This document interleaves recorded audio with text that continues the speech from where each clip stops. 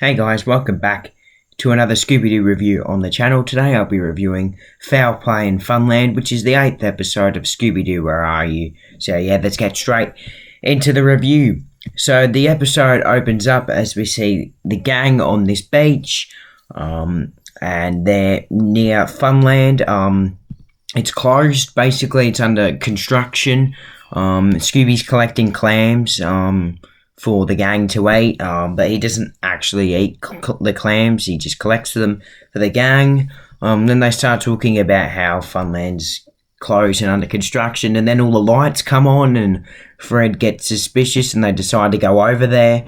And Shaggy and Scooby arrive first and they go to the hot dog stand and they ask for hot dogs, and someone pushes like hot dogs and a milkshake over without anyone being there. Fred, Daphne, and Velma go over to like this.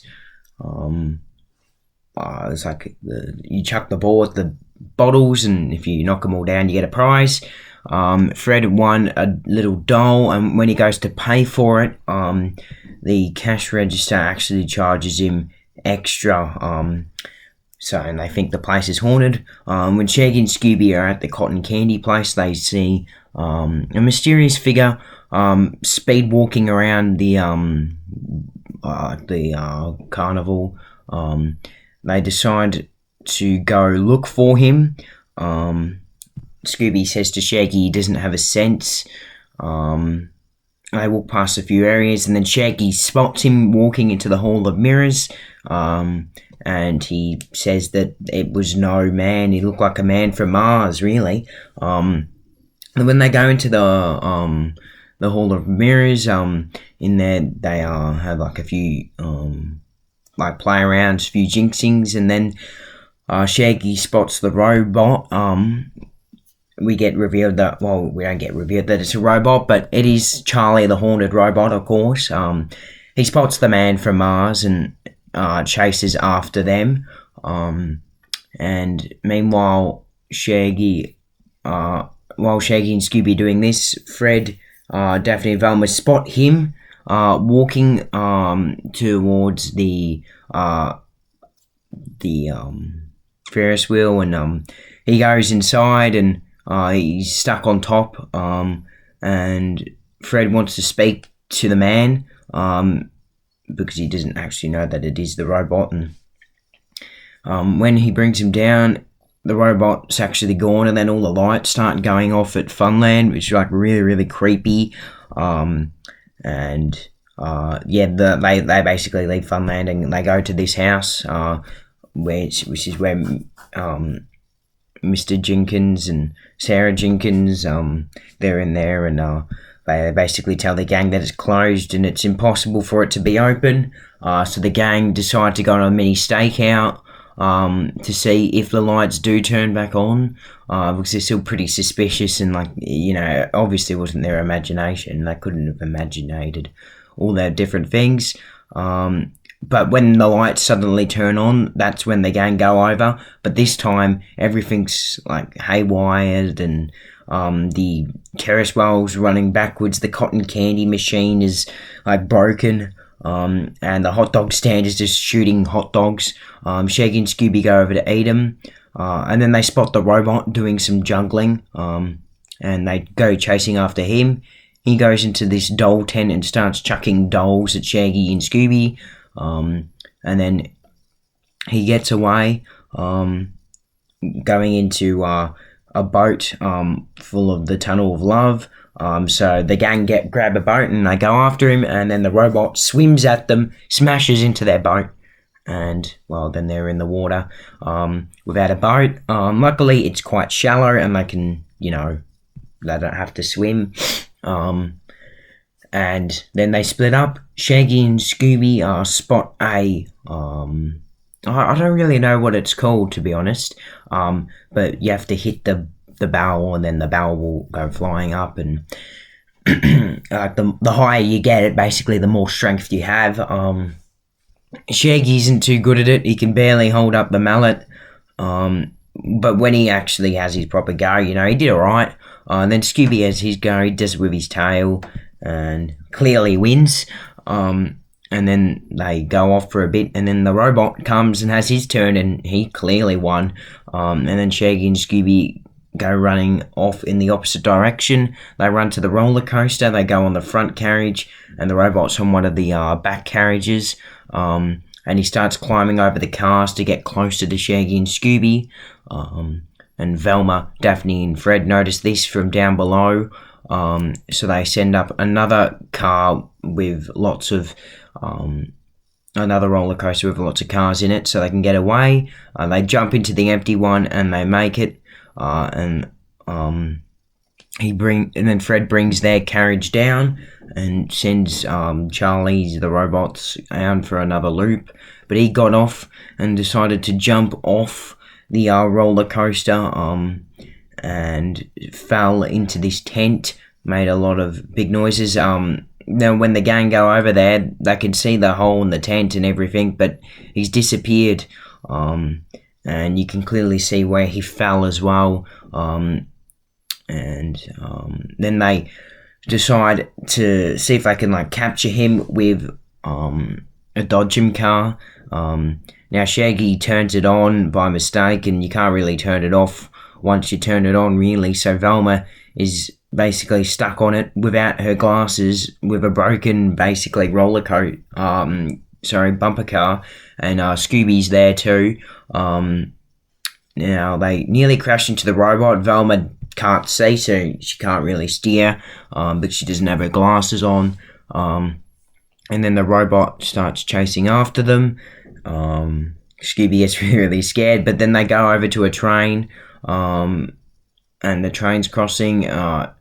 It luckily misses Velma and Scooby, but smashes into the robot, allowing them to get away. Then they drive into this big pile of cotton candy, which stops the bumper car. And then you get that famous scene where Scooby's got cotton candy all over him, and he licks it all off him. That's one of the biggest famous scenes from the show. Now they go to set a trap. It's quite simple. All they have to do is Scooby has to lure the robot into a little wooden shank, and there's a little elevator that can pull Scooby out.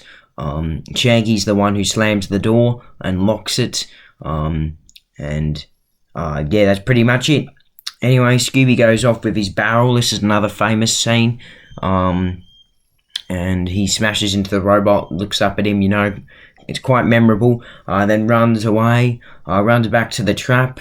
The trap works. Well, it works for a little bit, and everyone thinks it will work, but when Shaggy slams the door and locks it, and they pull Scooby up, they realise that the robot smashed through the shank and out through another one, and then through a brick wall. And then Fred says, "Oh, he's not a human," because no human can do that. And then we see Mr. Jenkins come over, and he says that it's his robot, and he's basically designed it to work the theme park in the future, basically.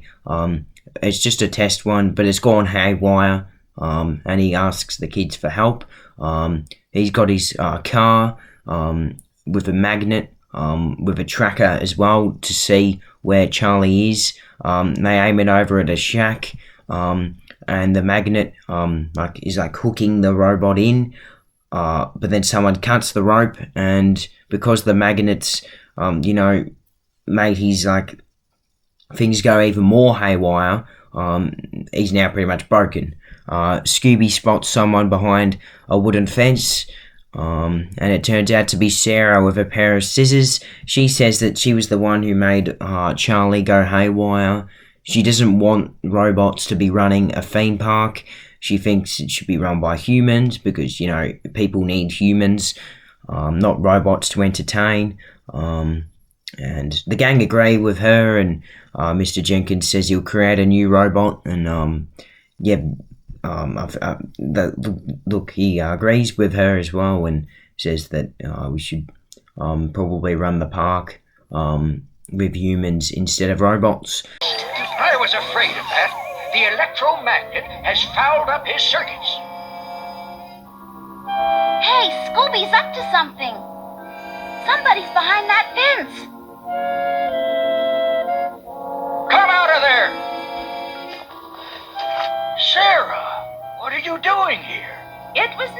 cause Charlie to go out of control. I don't think robots should work where children come to have fun. She's right. Charlie is nice, but kids need humans. Yeah. I never thought about that. I just wanted a perfect robot. But never mind, I'll rebuild him and call him Charlie the Second. Well, kids, Charlie's repaired, and I think he's better than ever. That's great, Mr. Jenkins. We came back today to see if you had him fixed up. Hey, where's Scooby? Well, would you look at that? He's getting his ears scratched. Royal. Ruby. Now, the gang came back the next day, and Mr. Jenkins has Charlie all fixed up, and he's giving a little scratch on the head to Scooby as the episode concludes. So, I really like this episode. I give it a good 8.5 out of 10. I thought Charlie was a really cool villain. The first villain ever to feature in Scooby-Doo that's considered real, because it is a robot controlled by someone. But yeah, I thought it was a pretty cool episode. There were parts where it wasn't as good and, a bit boring at times, and that's what you're going to get sometimes with original cartoons like Scooby-Doo, Where Are You? But look, it was still a very, very good episode, very, very enjoyable. I thought the robot made it a lot more fun. There was some great memorable scenes, and I thought the spookiness of the robot was quite good, and I liked how the theme park lights would just randomly turn on and off. I thought that was really, really cool. I thought that added to the atmosphere of the episode quite a bit. But I hope you enjoyed the episode. Stay tuned for tomorrow, where I'll be reviewing Bedlam and the Big Top, which is the 10th episode of Scooby-Doo, Where Are You? But until then, I'll see you guys next time.